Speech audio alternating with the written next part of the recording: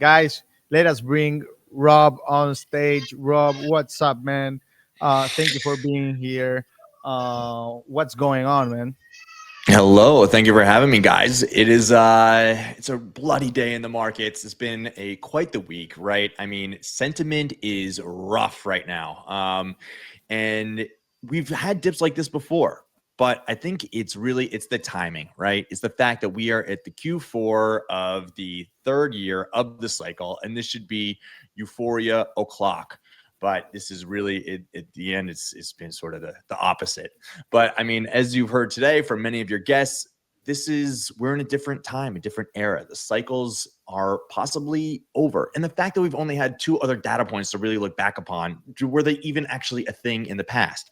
When it comes to lining up the Bitcoin cycles and the halvings, there's some good evidence to show now that it's more the business cycle that's been driving the blow off tops in Bitcoin. And we've had the longest contraction in the business cycle on record right now. So it's been since 2023, we've just been flat on that. There's been no blow off top in the business cycle, and there's been no blow off top in Bitcoin.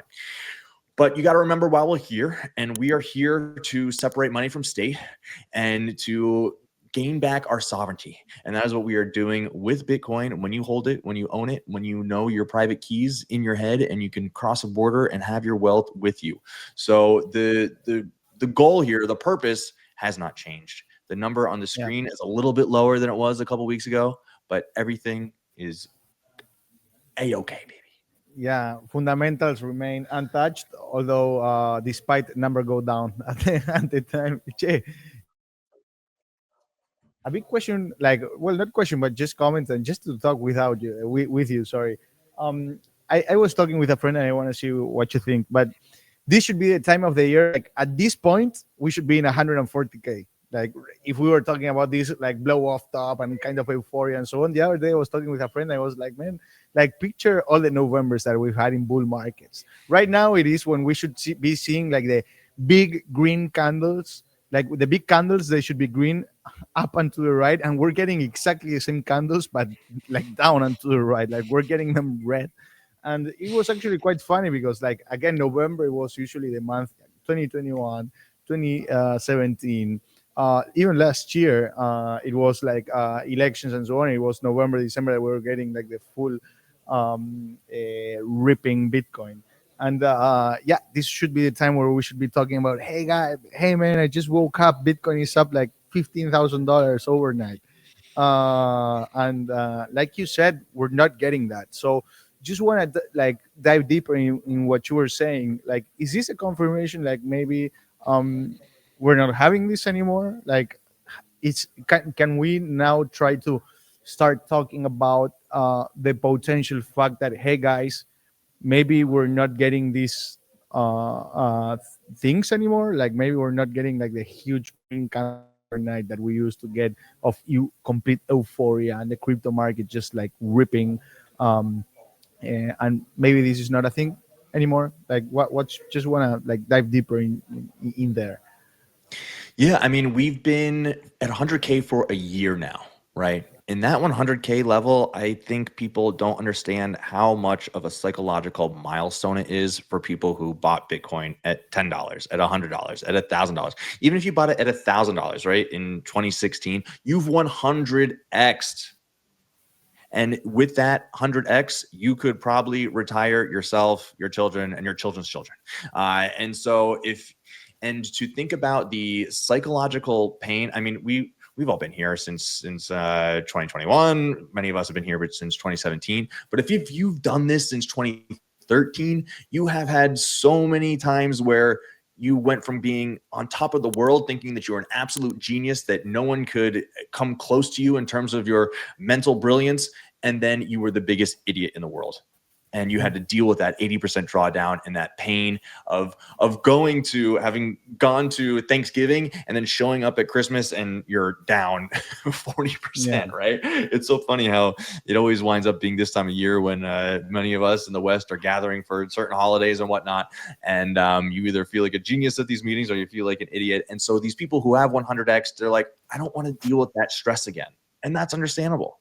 But yet, of course, we're in a asset that has a fixed supply, And the only way for it to spread around the world and become the world's reserve asset is for it to change hands. Over 50% of it is still within the hands of individuals because 50% of Bitcoin was mined in the first 4 years when it was only individuals. So it needs to be distributed. And for a lot of the people who carried that cross and bore that torch through the dark night over the last decade, they want to have a little bit more peace of mind. And if that means 100 million plus dollars, who can blame them? Yeah, But, no. Rob, I have a question there. In terms of this maturing of the market, let's say, um, uh, when you think of institutions entering the Bitcoin markets, or buying Bitcoin, either ETFs, Bitcoin treasuries, and whatnot, like, what do you think of the effects on this, on a potential, like, deep or whatever, like, because I would have said a couple of weeks or months ago, like, no, they're gonna defend this because they will be, like, very eager to buy. And when you think of extreme fear in the market, when you see these metrics right now, like, what does this tell you in terms of the more longer term, or whatever, of this cycle? Yeah, I think that where we're at is a pretty pivotal level. We're at 92.7 right now. And there is, funny enough, from the April run up, we hit that 74 back in April, right? And then we pretty quickly ran back up to 90K or so. But there was a CME gap, those futures gaps at the 92 level, and we came down to just tap it last night, but now it seems that we might actually be filling it right now as we speak.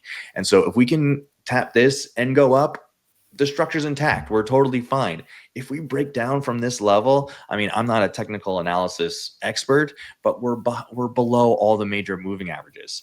And when a market is in a bull market, it tends to stay above those. And when we're in a bear market, it tends to stay below. And that is resistance. We bang our head against it as we on our way down. How low could this bear market go if we are about to enter one? I don't think we're going to see an 80% drawdown. Maybe we go back to, again, as Jesse was saying, the 70Ks. And if so, if we go to 70K and stay there for 6 months, that's a generational buying opportunity. It really is. Like, if you're in Bitcoin, you either get that or you don't. Yeah, right there. Exactly. This is the gap. That's the gap. Rob saying. Mind the gap. It would be absolutely amazing if we could just go down to 90 flat and then rocket Can back we up just to please 95. do that? Can we please do It would that? be beautiful, man. Whoever is selling Bitcoin, can we please just fill the gap? Please, s'il vous plaît. Thank you. Thank you for your attention to this matter. Like, Yeah, exactly.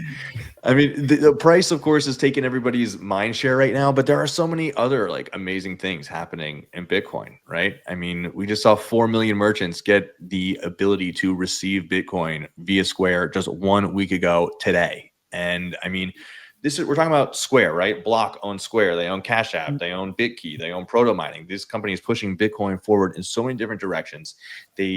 Square processed $240 billion worth of commerce last year, right? This is not some small operation. And they've got 58 million Cash App users. Cash App users can go and buy Bitcoin on their app, and then they can go look on the map where they can spend that Bitcoin. And then they can go to the merchant and spend it 0 fees for all of the rest of this year and 2026 for the merchants who accept Bitcoin. So like, this is an unbelievable unlock for Bitcoin adoption. We have the store of value narrative. Wall Street believes that.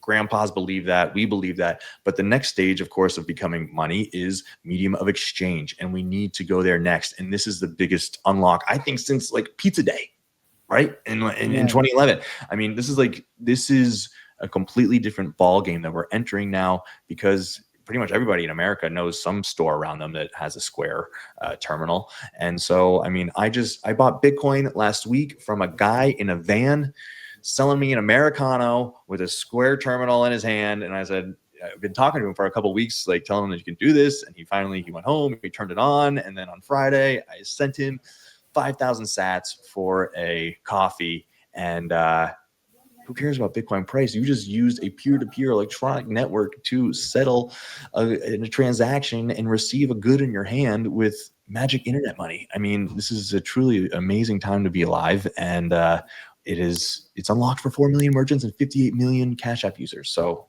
let's Yeah. get bullish on that.